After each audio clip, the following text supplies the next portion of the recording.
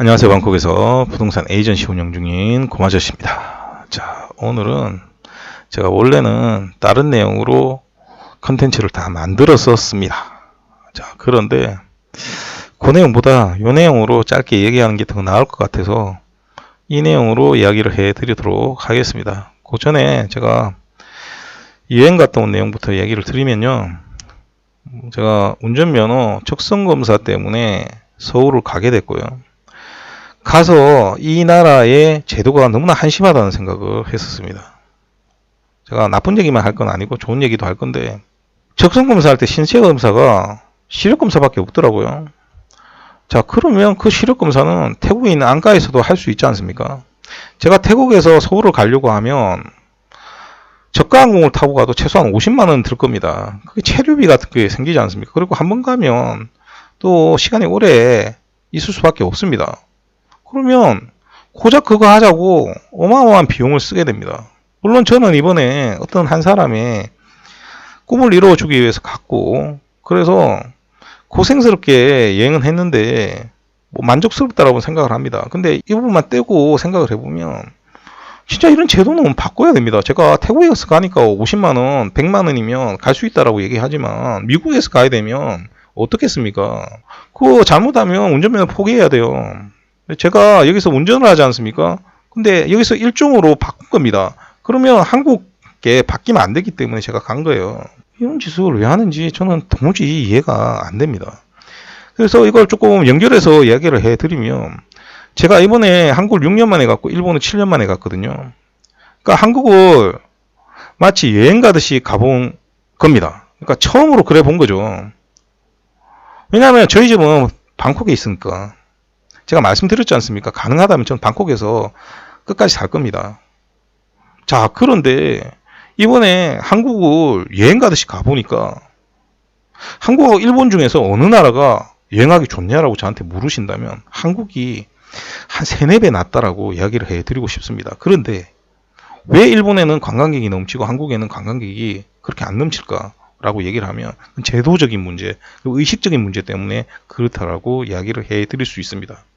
그래서 제가 원래는 이제 겨울에 눈 보러 가려고 했습니다. 저는 눈이 싫고요. 추운 것도 싫습니다. 그런데 태국 사람은 눈을 못 보고 죽는 사람이 태반입니다. 그래서 눈을 한번 보여줘야 되겠다고 싶어서 눈 보러 가려고 홋카이도나 저 일본 북쪽을 갈까 이 생각을 했었는데 마음을 조금 바꿔가지고 서울에서 강원도로에서 동해안 타고 부산 쪽으로 내려올까 요 생각을 하고 있고, 이거 한 70% 정도는 이쪽으로 마음을 굳혔습니다. 왜 그러냐면 이번에 보니까 한국이 훨씬 나아요. 제가 일본 도시를 한 15군데 이상 가봤거든요. 그런데 일본이 볼 게 많은 건 맞습니다. 서울은 정말 볼 게 없습니다. 그리고 일본은 특색 있게 도시마다 전부 다 스팟을 만들어 놨기 때문에 가면 좋습니다. 근데 그게 한 15군데 이상 가면요, 그게 그게요. 일본이 좋은 건 저는 딱 2가지밖에 없다라고 생각합니다. 첫 번째, 디즈니랜드하고 유니버셜 스튜디오 있다. 2번째, 온천. 요 정도가 일본이 한국보다 나은 거라고 봅니다. 나머지는 한국이 훨씬 나아요. 단적으로 이야기를 드리면 서울에서 부산까지 KTX 타고 가는 비용하고요, 도쿄에서 교토로 신간센 타고 가는 비용하고 비교하면요, 한 3배 가까이 일본이 비쌉니다. 물론 식료품비나 이런 거 한국 굉장히 비싸거든요. 그런데 다른 부분들 있지 않습니까? 교통비라든지 그리고 먹거리 이런 것들이 한국이 훨씬 낫습니다. 제가 일식 엄청 좋아한다는 거 아실 텐데 한국에 있는 일식이 대부분 더 맛있습니다. 제가 이 얘기 왜 하냐면 정말 유명한 스시야 있지 않습니까? 긴자나 신주쿠 같은데 스시야 안 갈 거예요. 한국에 있는 스시집이나 별 차이도 안 나고요. 저처럼 하루에 좋아하시는 분들은 한국이 훨씬 낫죠. 요즘은 또 숙성회 인기라 한국도 잘합니다. 또한 야끼니쿠 이런 거는 왜 먹고 있는지 저는 잘 모르겠습니다. 한국에서 그냥 한우 먹으면 훨씬 맛있거든요.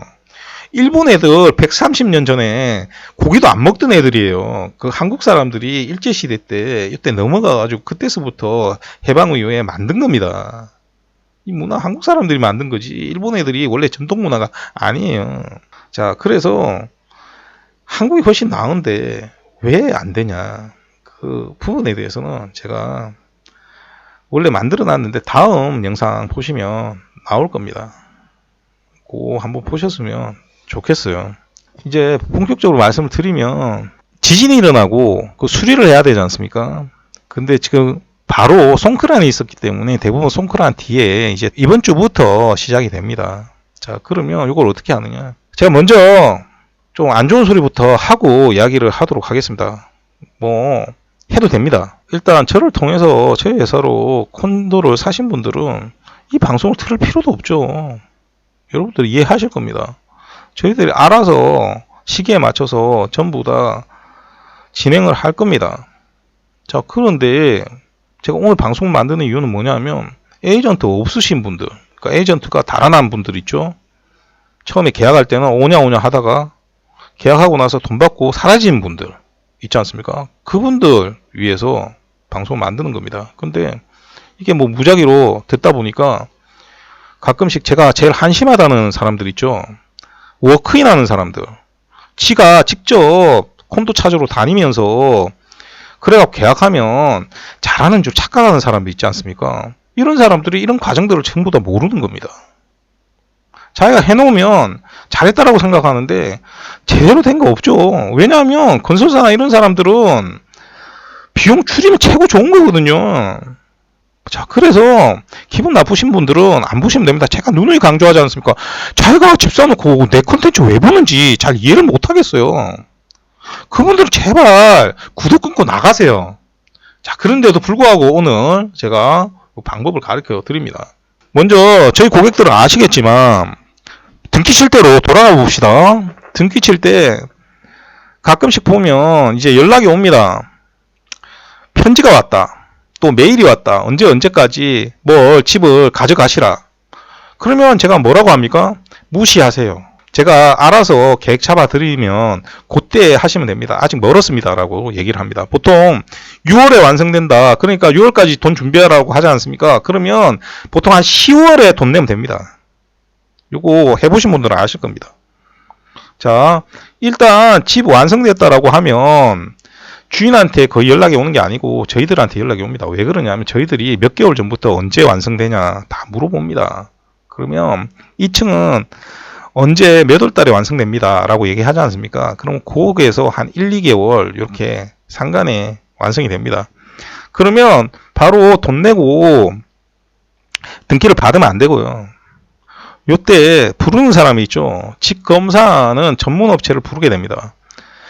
요즘은 투베드룸, 이제 면적에 따라서 조금씩 다른데 투베드룸 기준으로 하면 60제곱미터 넘는다라고 우리가 가정을 했을 때 한 10,000바 정도 돈이 들어가게 됩니다. 그러면 이분들이 오셔서 전기부터 시작해서 누수까지 전부 다 확인을 하게 됩니다. 집이 제대로 완성이 됐는지 전부 다 확인을 하게 됩니다. 그리고 보고서를 만듭니다. 그럼 하자는 것들을 그 보고서에 따라서 시설과에서 얘기를 해서 시공사에서 다시 전부 다 수리를 합니다. 자, 그럼 그걸로 끝나는 게 아니라 2차로 와서 수리가 제대로 됐는지 전부 다 확인합니다. 무조건 100% 다 안 됩니다. 보통은 한 90% 정도 완성시켜 놓습니다. 그러면 나머지는 짜잘한 것들밖에 없거든요. 그러면 그 짜잘한 것들을 전부 다 수리를 하라고 시키고 이제 그때서부터 잔금 넣고 등기 받으러 올 시기들을 조율하게 되는 겁니다. 자, 이걸 다시 되돌립니다. 지금 지진이 일어났죠. 그럼 뭘 해야 되겠습니까? 전문업체 불러서 지진 나서 손상된 부분이 어떤 것들인지 정확하게 보고서를 만들어서 그걸 가지고 보험사에 제출을 해서 수리를 받게 되는 겁니다. 그래서 이때도 사람을 불렀잖아요. 그러면 비용이 발생하게 되는 겁니다. 이런 분들이 있을 수 있습니다. 지진이 일어나서 집이 부서졌는데 업체를 내가 불러서 비용을 지불해야 되고, 집 사지 마세요. 그 사람들. 처음에 집이 완성될 때도 내가 10,000바트를 들여가지고 업체 불러서 집에 하자 없게 집을 수리한 거지 않습니까? 그래서 생기는 이득은 생각을 안 하고, 내가 지금 당장 돈 얼마 들어간다. 지금 지진이 일어난 게 뭐 시공사나 시행사 탓입니까? 보험 안 들어있으면요, 보상 못 받고 본인 돈으로 다 해야 되는 거예요. 그런데 보험이 들어있지 않습니까? 그래서 좀 더 효율적으로 일을 하기 위해서 업체 불러갖고 일을 해야 되는 겁니다. 그래야지 잔 크랙까지 잡아내서 전부 다 수리를 할 수 있는 거죠. 그리고 제가 말씀드렸지 않습니까? 더운 나라기 때문에 집들은 지진이 일어나기 전에도 크랙이 굉장히 많이 생겨져 있습니다. 여러분들 자세히 보면 구석구석마다 크랙이 계속 생깁니다. 왜냐하면 더운 나라기 때문에 외벽 칠해놓은 거 당연히 갈라집니다. 이기에 이런 것들도 고치는 겁니다. 근데 원래 하자가 굉장히 큰 집이 있습니다. 본인이 부셔먹은 집 이런 거는 딱 보면 표가 나기 때문에 그런 것들은 안 해줍니다. 자, 그런데 이걸 집을 계속 방치하고 있다, 안 하고 있다, 아니면 내가 눈에 보이는 거 사진만 찍어 그것만 수리를 했다, 그러면 제대로 된 수리가 안 되겠죠. 그래서 사람 불러서 해야 되는 겁니다. 그러면 그 사람 불러서 하게 되면 원래는 본인들이 다 와갖고 해야 돼요. 근데 저희들이 가서 다 하지 않습니까? 그래서 계속 말씀을 드리지만 외국에서 집 살 때는요, 무조건 믿을 수 있는 에이전시하고 사는 겁니다.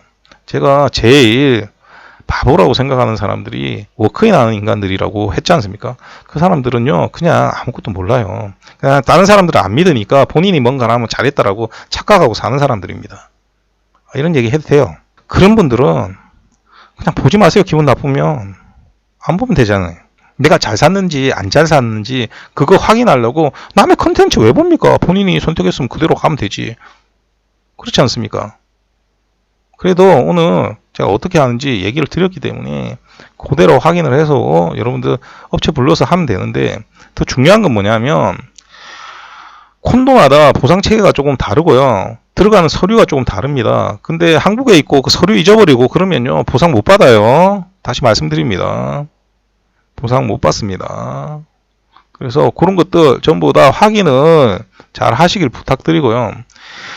주민회의 시간에 보험 들어가는 거 가지고 이야기를 하는데 저희들이 맨날 체크할 때 보험금 제일 높은 데로 체크를 합니다. 그런데 항상 주민들이 선택하는 건 보험금 제일 낮은 데거든요. 그러면 그 보험에 어느 정도 보험이 되는지 이런 것들도 여러분들이 잘 생각해 볼 필요가 있고요. 다음에 주민회의 할 때는 되도록이면 좀 좋은 그리고 비싼 데다가 체크해서 제출하시길 부탁을 드리겠습니다. 자, 오늘도 들어주셔서 대단히 감사드리고요. 이상 저는 방콕에서 고마저씨였습니다.